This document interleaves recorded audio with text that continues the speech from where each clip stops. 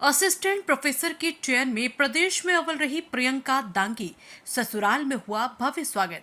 तहसील टहरोली क्षेत्र के अंतर्गत आने वाले ग्राम घांगरी में दिनेश दांगी की बहू प्रियंका दांगी का चयन MPPSC असिस्टेंट प्रोफेसर की परीक्षा में मध्य प्रदेश में प्रथम स्थान आने पर नगर के इतिहास की पृष्ठभूमि पर स्वर्णिम अक्षरों में अंकित कर सफलता प्राप्त की है।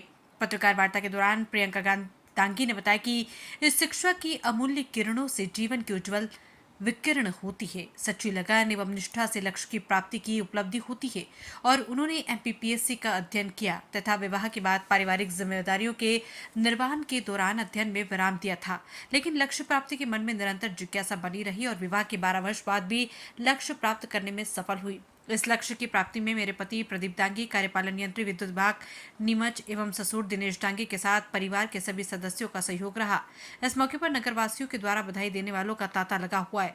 दांगी के निवास पर ढोल नगाड़े डीजे की आवाज गुंजायमान होती रही। सैकड़ों महिलाओं के द्वारा बुंदेली गीत से स्वागत कर फूलों की बरसात कर प्रियंका दांगी का भव्य स्वागत किया गया। बंगराज झांसी से पुष्पेंद्र सिंह कुशवाहा की रिपोर्ट। दांगी है। कहाँ के रहने वाली थी आप? मेरा प्रॉपर गृह जिला भोपाल है। हाँ। आपने जो अभी MPPCS की तैयारी कहाँ से की थी? मैंने MPPSC की तैयारी, चूंकि मैं वर्तमान में नीमच जिले में रह रही हूँ, तो मैंने वहीं से अपनी तैयारी शुरू की थी। इसका श्रेय किसको मानते हैं आप?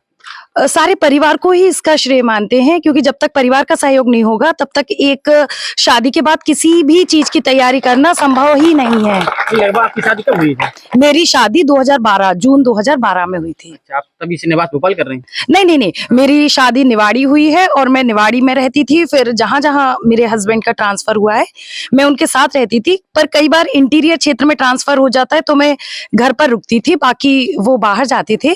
फिर नीमच एक ऐसा जिला था जहाँ मुझे लगा कि यहाँ मतलब रह सकते हैं, अच्छा जिला था, तो वहां जाने के बाद मैंने तैयारी शुरू की। मैंने जनवरी 2023 से अपनी तैयारी शुरू की। सबसे पहले नेट क्लियर किया, उसके बाद सेट, फिर MPPSC की पेपर दिया और फिर इंटरव्यू के बाद MPPSC में ये रैंक हासिल की। कौन सी रैंक है अभी आपकी? मेरी फर्स्ट रैंक आई है पूरे MP में। हाँ, पूरे मध्य प्रदेश। अच्छा। और आपका कोई बैकग्राउंड पीछे का कैसा रहा? राजनीतिक रही है, क्या रहा है? नहीं, ऐसा राजनीतिक नहीं। मेरे पापा भी किसान रहे हैं। अच्छा। और वो एक मतलब सरस्वती विद्यालय है, उसमें कार्य करते थे। और इसके बाद मेरी शादी भी एक किसान परिवार में ही हुई है, लेकिन कुछ जो दायित्व होते हैं परिवार के, उनका निर्वहन करते हुए मैंने अपनी पढ़ाई को थोड़ा सा गैप दे दिया था। मैंने अपनी पढ़ाई छोड़ दी थी, लेकिन मैं सभी उत्तरदायित्वों से जब पूर्ण किए सभी उत्तरदायित्व, तो मैंने फिर से अपनी पढ़ाई शुरू की है और फिर ये परीक्षा की तैयारी शुरू की है। आप शादी होने के बाद इतनी बड़ी परीक्षा हासिल की है और लोग क्या सीख देना चाहती हैं? कोई भी परीक्षा हो, हाँ। चाहे वो MPPSC हो या कोई भी परीक्षा हो, सभी में मेहनत और संघर्ष बहुत रहता है, लेकिन हमें उस संघर्ष से घबराना नहीं होता है। कभी कभी जैसे MPPSC उसका प्री निकल गया पर मेंस नहीं निकल पाता है, तो हम लोग उसके बहुत हतोत्साहित हो जाते हैं, डीमोटिवेट हो जाते हैं, पर हमें उस समय भी अपना कर्म करते हुए नहीं मतलब छोड़ना नहीं चाहिए। और कर्मवीरों के लिए वैसे बात भी कही गई है कि गिरकर उठना, उठकर चलना, गिरकर उठना, उठकर चलना, यही क्रम है संसार का। और कर्मवीर को फर्क न पड़ता किसी जीतिया हार का।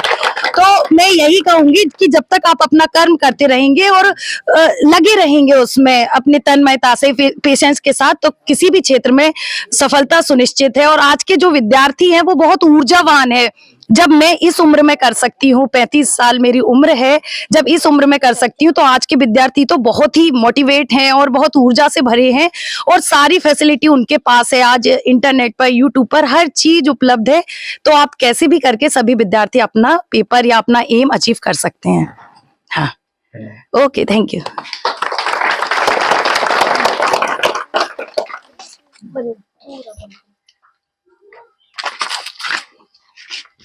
दादी को ले, खुशी को। हाँ, अब गांव वाले चलो।